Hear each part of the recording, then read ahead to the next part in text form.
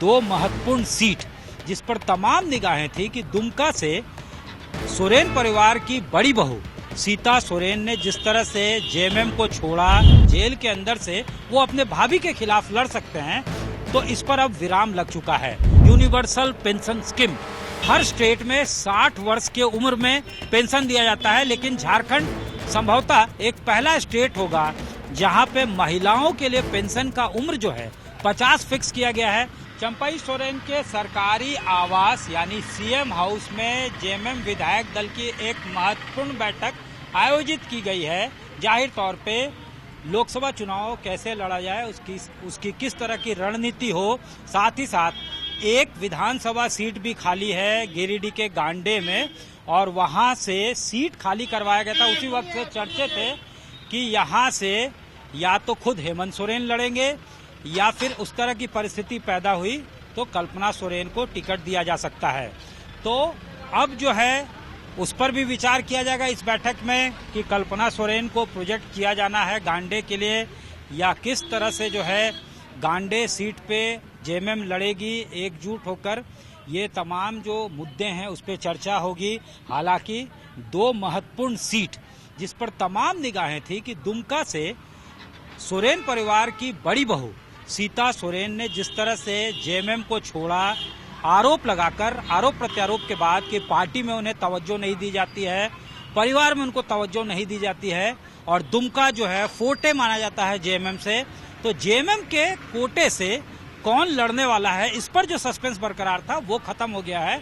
नलिन सोरेन जो पार्टी के विधायक है सिकाड़ीपाड़ा से, वो वहां से कंटेस्ट करेंगे। तो ये बात साफ हो गया कि हेमंत सोरेन की जो चर्चे थे, हेमंत सोरेन के बारे में जो चर्चे थे कि जेल के अंदर से वो अपने भाभी के खिलाफ लड़ सकते हैं, तो इस पर अब विराम लग चुका है। साथ ही साथ गिरिडीह का सीट जिसको महत्वपूर्ण माना जाता है, जो 2004 में जेएमएम के पास था, तो वहां से कौन लड़ेगा इस पर जो सस्पेंस बरकरार था वो भी खत्म हो गया है। 5 सीटें जो है लगभग माना जा रहा है कि जेएमएम कंटेस्ट करेगी। यहाँ पे कुल मिलाकर झारखंड में 14 लोकसभा सीटें हैं। 7 जो है स्टीयरिंग सीट पे कांग्रेस होगी, तो 7 जो है 7 पे कांग्रेस कंटेस्ट करेगी, 5 पर जेएमएम जो है फार्मूला के मुताबिक कंटेस्ट करेगी, और 2 सीटें जो है आरजेडी और वाम दल के लिए छोड़ा जाएगा। तो अब जो है कांग्रेस ने भी 3 नामों की घोषणा कर दी है।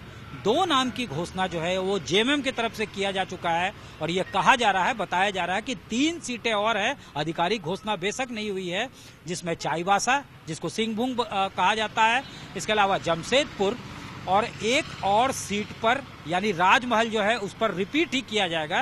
राजमहल जो है सिटिंग सीट है जेएमएम का, तो विजय हांसदा सिटिंग एमपी है, उन्हीं को रिपीट किया जाएगा। तो इस पर चर्चा होगा, चुनाव किस तरह से लड़ना है, प्रचार का एजेंडा क्या होगा, कैंपेन का एजेंडा क्या होगा। यहाँ पे जेएमएम नेतृत्व वाली सरकार है, कई ऐसे स्कीम हैं जिसके सहारे जो है सरकार माइलेज लेने की कोशिश करेगी, जनता के बीच जाएगी। सरकार आपके द्वार कार्यक्रम चलाया जा रहा था लगातार हेमंत सोरेन के वक्त से ही, और एक बड़ा कार्यक्रम उसमें जो फोकस किया जा रहा है वो है यूनिवर्सल पेंशन स्कीम।